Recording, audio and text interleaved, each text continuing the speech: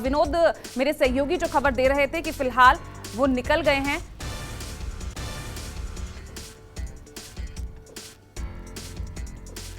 चले तो महाराष्ट्र की जो सियासी हलचल है उसका दिल्ली पर कितना असर पड़ रहा है, क्योंकि यहां पर भी कुछ हलचल होती नजर आ रही है। कुमार गौरव मेरे साथ जुड़ गए हैं।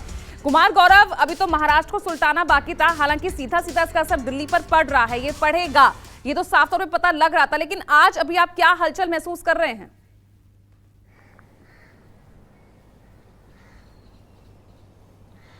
देखिए, जाहिर तौर पे महाराष्ट्र की राजनीति में जो हुआ है उसकी स्क्रिप्ट दिल्ली में ही तैयार हुई है और इसकी कहानी मार्च महीने में शुरू हो गई थी, जब अजीत पवार नाराज चल रहे थे अपनी पार्टी से और उस वक्त उनके पास लेकिन सिर्फ 8 से 9 विधायक ही थे, इससे ज़्यादा उनके समर्थन में नहीं थे।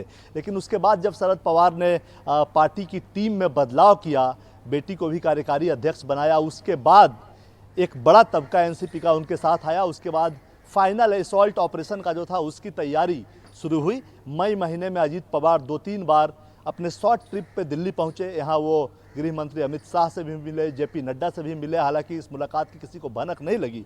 उसके बाद वो वापस चले गए। उसके बाद एकनाथ शिंदे को ऑन बोर्ड लिया जाना था इस पूरे मामले में, क्योंकि ये शंका थी कि कहीं वो नाराज होंगे एनसीपी के साथ आने से। उसके बाद अमित शाह के साथ बैठक हुई और एकनाथ शिंदे भी मान गए कि ठीक है, अजित पवार को डिप्टी सीएम बनाया जाएगा, यानी कि शिवसेना का दूसरा गुट जो है शिंदे का, वो भी अब ऑन बोर्ड था इस पूरे फैसले में।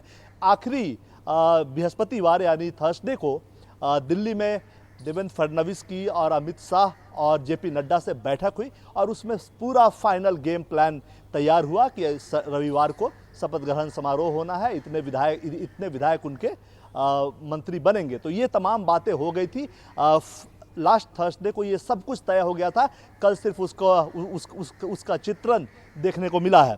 रही बात इसके पीछे की मंशा बीजेपी की क्या रही है, जाहिर सी बात है एक जो अपोजिशन यूनिटी बन रही थी उसमें कहीं ना कहीं इसके 2 बड़े अगुआ थे।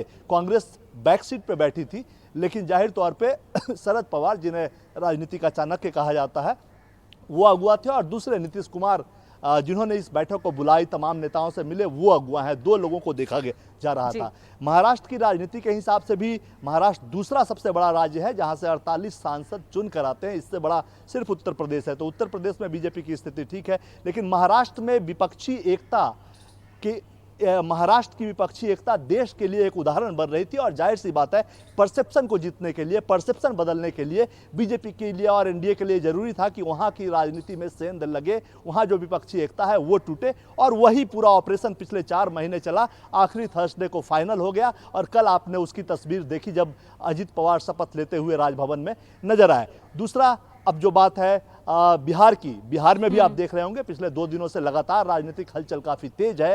नीतीश कुमार अपने विधायकों से 1-to-1 बैठक कर रहे हैं, सांसदों से बैठक कर रहे हैं। मैं आपको बताऊं, बिहार की राजनीति में भी बड़ा परिवर्तन आपको जल्द ही देखने को मिलेगा और